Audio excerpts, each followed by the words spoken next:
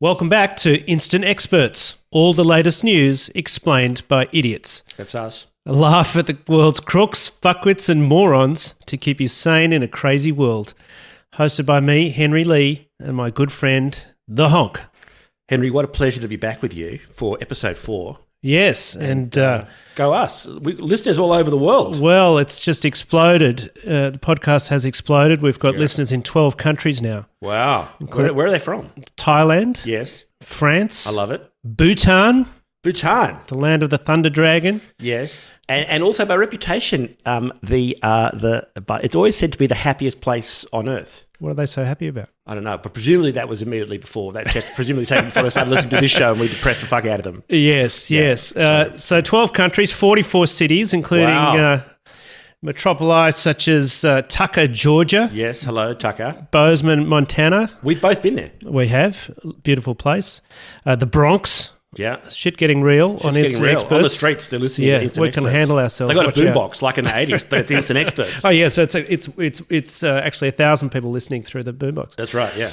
Ottawa, Ontario. Yeah, who do you reckon that is? It's got to be Justin Trudeau. Yeah, well, what the fuck else are you going to do now? Well, I'd like to think Instant Experts is becoming a must-listen for leaders all over the world. You're right. I shouldn't talk us down like that, should I? Exactly. So speaking of which, we also have one listener in Russia. Yes. So speaking of world leaders, if that's you, Mr. Putin, go fuck yourself. But if, on the other hand, my guest, though, by the way, is a legitimate listener, and hello, Alexei, we thank you for listening. And you've got to assume it's a real listener, because if the Russian intelligence, these guys are so good, if it was really them, they're probably the guys from Tucker, Georgia, right? Yeah. They're the guys claiming, these are the guys that stole the Could first be Tucker Trump. Carlson. Tucker Carlson. These are the guys stolen. I think he's a Russian. I'm sure. These are the guys, it could be Tulsi Gabbard. These are the guys trying to steal who stole the election for Trump in 2016. Anyway, we appreciate your company. And, we do. Please spread the word around the world. And we have a good show for you. Yeah, another bumper edition. On the show today, the Reserve Bank of Australia responds to Instant Experts pressure. Who did they think they were fucking with? Who? I want to know. The Ukraine starts a war by simply existing. Well, they were warned. And more American carnage, including Trump's take on IVF and Elon Musk jizzing in a jar. Thank God this is an audio, not a video show. Can you imagine? All that and more on Instant Experts. But first, now traditional apology. What have we done now? Well, as you know, we have a proud record of factual errors on Instant Experts. Well, in fairness, it's called Instant Expert. It's not called we actually know what we're talking about. That's true. So we had another one last week. We alleged that the John F. Kennedy Center for the Performing Arts is in New York City. It's not there. And we received a call midweek from an angry listener. In fact, we got a number of calls, and we got a call from the Kennedy Center itself saying it is in Washington, D.C. Yeah. Oopsie doopsie. The center sounded very upset too. So, Honky, a fail by us. What went wrong? Well, I think we were thinking of the Lincoln Center, which is in New York. Yes. But you've got another theory, don't you, about what we were thinking, why we got confused? Yes. You were thinking of another place in New York. Yes, I think you were thinking of the Lincoln Center, which totally makes sense, and I was thinking of the Robert F. Kennedy Jr. Center, which is also in New York. I haven't heard of that one. What's that one? No, it's little known. It's a little known cardboard structure under the Brooklyn Bridge. RFK Jr. lived there when he was on heroin in the 70s. Right. Okay. Yeah. It's still in operation? Yeah, it is, and it's not a performing arts centre as such. It's more devoted to RFK's passions, which have moved on from heroin. But not much though. Well, they've gotten worse. I think we said a couple of weeks ago he's into blending rats, and falconry. So there's a wing of the. Well, being a bit unfair though, because it also now that he's the Secretary of Health and Human Services in the United States government, the Robert F. Kennedy Jr. Center under the Brooklyn Bridge with all the hobos. Is working really hard on doing other things. I mean, he's got a proper lab set up. Yeah, he's trying to bring back polio. What else? The Black Death. Yeah. Smallpox. Yeah. All the hits. And meth. Don't forget. And meth. distribution. Yeah. So he's trying to reverse. What he's doing is he's buying. You can get the codral with the pseudo in it. He's trying to reverse engineer it. Yeah. Actual ephedrine. Just the real stuff. So falconry, Black Death, and crystal meth. Yeah. But America's answer to Wuhan. But it's interesting you mentioned the Lincoln Center because we said last week that where this era came from. A good place, which is we were pointing out that Trump has taken over management, has now taken over control of the Kennedy Center in Washington, not New York. We got confused with the Lincoln Center, but ironically, Trump also now has his sights on the Lincoln Center. Yes, well, I mean, if you think about it, Lincoln is absolutely a DEI president. He had that hipster beard, right? You can't trust those people. Yeah. And more importantly... And also he went to the theatre a lot. What a fucking pussy. He did go one time. At least once, yeah. Yeah. But obviously his major crime is being nice to black people, and Trump doesn't like that. No. Our mail is that Trump wants to rename the Lincoln Center after who he sees as a better president. Is that Nixon or Reagan? Who is it? Yeah, Nixon would have to be a chance. Andrew Jackson would be a chance. He was the guy that killed all the Indians. Yeah, right. So that's like ICE, you know how they like to get rid of illegal immigrants? Yeah. This is kind of like ICE, but the other way around. Yeah, okay, so the immigrants getting rid of the illegal residents. You're saying it's not Nixon and it's not Reagan and it's not Andrew Jackson. So Trump wants to name the Lincoln Center after his favourite president. So who's that going to be? Well, there's only one candidate. Who is it? Putin. It's got Putin. Okay, sorry, right. Okay, so it'll become the Putin Center. The Putin Center. Okay. Well, strictly, and Trump, power hungry maniac that he is very particular about titles. It's going to be known as the Putin Center by Trump. Well, shouldn't it be in view of the power balance? Shouldn't it be the Trump Center by Putin? Yes, given Putin owns him, but he's a hotels guy, so he kind of likes that Courtyard by Marriott vibe and Doubletree by Hilton. All right, on with the show. Last week we said that Commonwealth Bank of Australia made just over $5 billion in 6 months on the back of hardworking Aussies and a 2% spread on their mortgages. And our cries for help were heard. They were, as usual. The influence of this show. What happened? Well, the Reserve Bank of Australia cut interest rates during the week by 0.25%. So after 13 consecutive rate rises, they've finally cut it. So a little bit of mercy for the indebted like myself. And can't you tell the shot in the arm it's been to the economy? Look at the street. People are celebrating on the streets. People are having their yachts made entirely of gold, are pulling them. They're now, all these people are all swinging naked in hot tubs made entirely of cocaine, being pulled by their brand new yachts. On the back of this 0.25%. Yeah, back of the 0.25%, yeah. We even celebrated. We celebrated. Yeah. Tell them what happened. We went out for a date. You took me out to dinner. No, don't be modest. You took me. Henry took me to this restaurant, and now to me, it looked like a homeless shelter. It looked that way. It looked like one of those places which, pay what you can. Yeah. And there were some homeless guys having sex with each other on the floor next to us. It's Newtown. But you assured me it was actually a hipster place, just using that decor. You pay extra for that kind of thing. Yeah. But, it was great to go out. With that 0.25, we went nuts. We splurged. We ordered the boiled egg. Yes, well, we were going to get two, but out of respect to our American listeners, eggs are very expensive.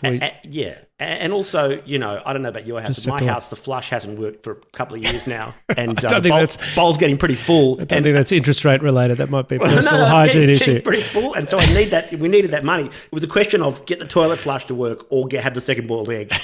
But we did splurge. We had a glass of, when I say a glass of wine, we had wine.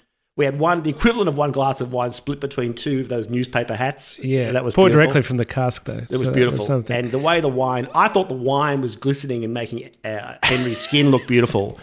But in fact, that was rickets. That was rickets, I discovered, because you told me you can't afford fruit anymore. I thought you were making a pass at me. But, but which God, I would have appreciated. No, of course. Well, you're a handsome man. But thank God, 2.25%. It's just worked wonders. Yeah, but it's funny when interest rates go up, it's the mysterious and unstoppable forces of international finance. Always.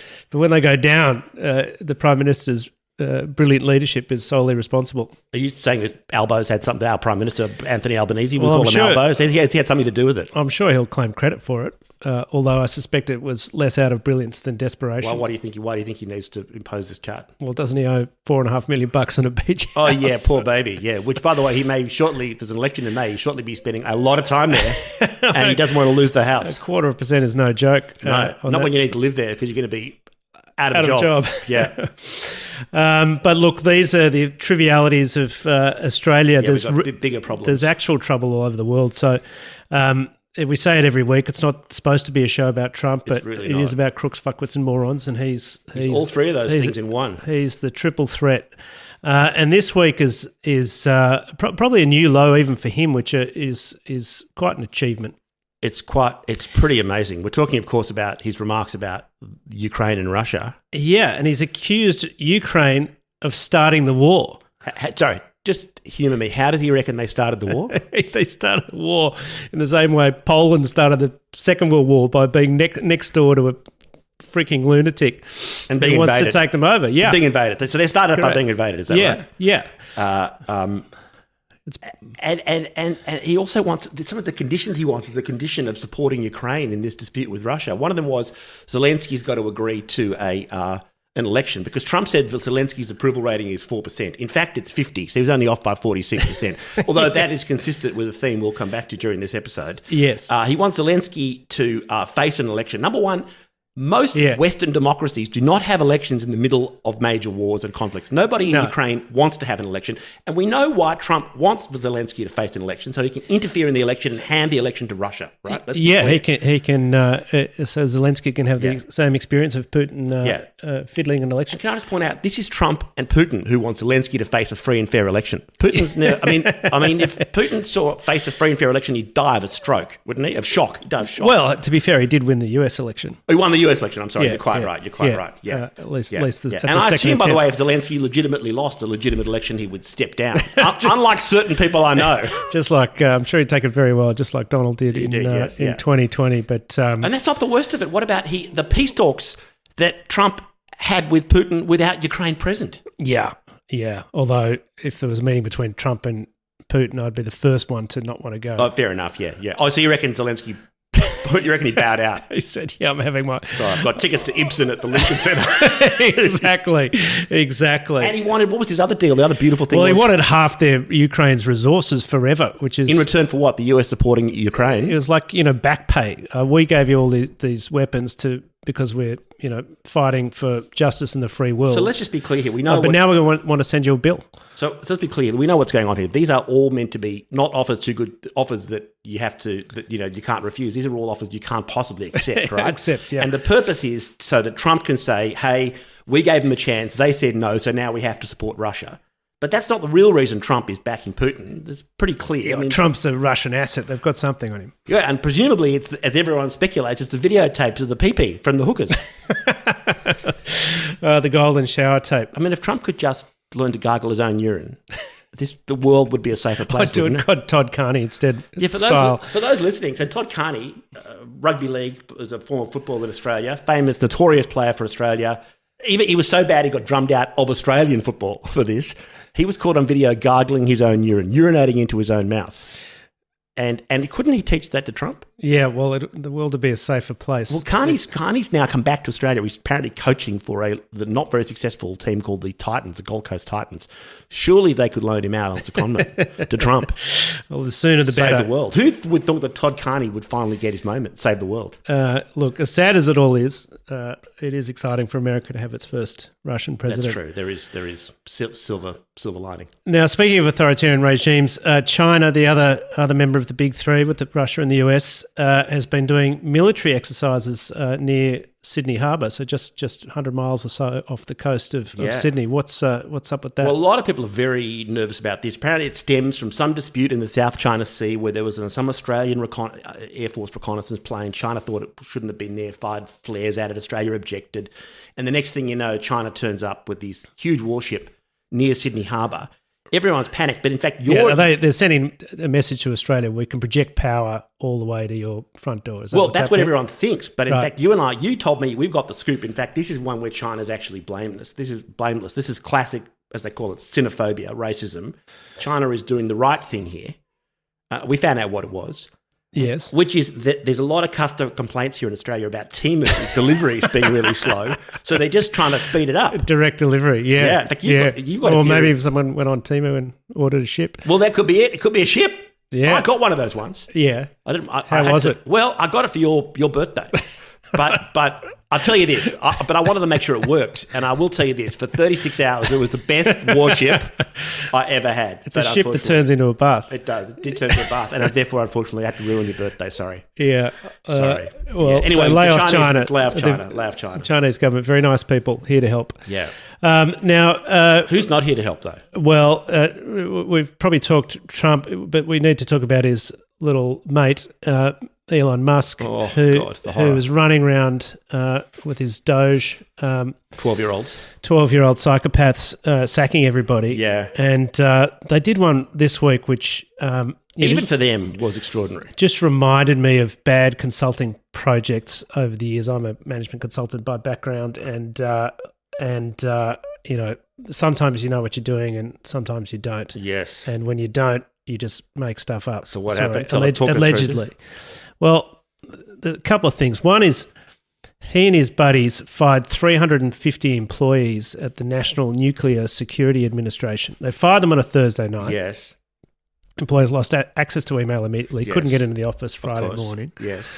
And then sometime on Friday, the DOGE people worked out that the people they'd sacked were in charge of reassembling nuclear warheads and supervising America's storage sites for nuclear waste. Oopsie doopsie. Now, that's like an instant experts level mistake. Like them, I have not been an expert on nuclear security for long, but those jobs seem pretty important. I would think, once they'd realised their error, they were frantically trying to unfire them on a Friday night, presumably when these sacked staff were at the local bar drowning their sorrows. Yeah, with their mates from...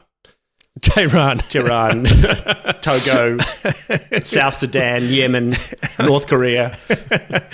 I mean, how was DOGE supposed to know that the National Nuclear Security Administration was responsible for administering national nuclear security? How would you know? Yeah. What are you meant to do? Ask them? Look at letterhead, business cards. Name on the door. What are you meant to do? You're meant to have some information. You think it's crazy talk. It's just ready, fire, aim. But if you can believe it, this was not their only fuck up this week, didn't they? Or they had another corker where they proudly announced they had found $8 billion. $8 billion in savings from a single US Immigrations and Customs Enforcement contract. It turned out there was just one little instant experts level oopsie doopsie, which was it wasn't $8 billion, it was $8 million.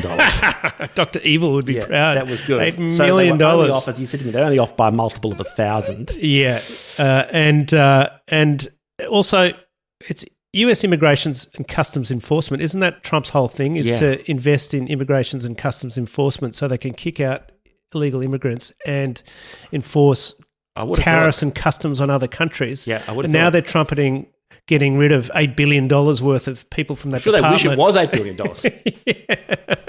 As a saving, and then getting it wrong and it was $8 million. So these people got absolutely no idea what they're doing. And we're still not at the corker of the week. The corker of the week was they also announced that they had discovered that they've been cutting the living hell out of US aid around the world. Yeah, right? That's the Agency for International Development. So basically helping poor people in poor countries. Right, and their big claim was they discovered that Hamas, the terrorist group which is in charge of Gaza at the moment, hopefully not for long, they claimed that Hamas was getting from the United States $50 million a year in condoms for Gaza. Right.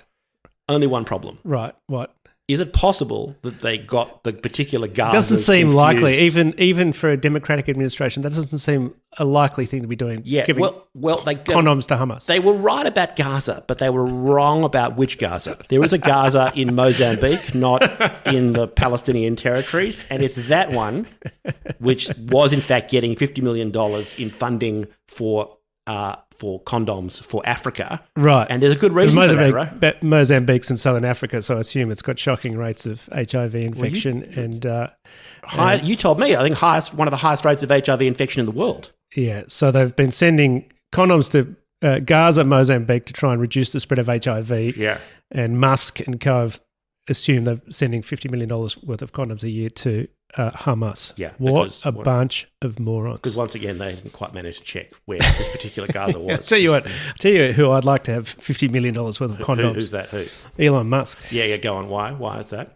Well, he keeps having kids. Oh, yeah, it's bad. There was another one. Didn't he have another one this week? Another one this week, yeah. What happened? Well, he's, and we call this segment Elon Musk Robot Router. Yeah. There's a conservative influencer in the US called Ashley Sinclair.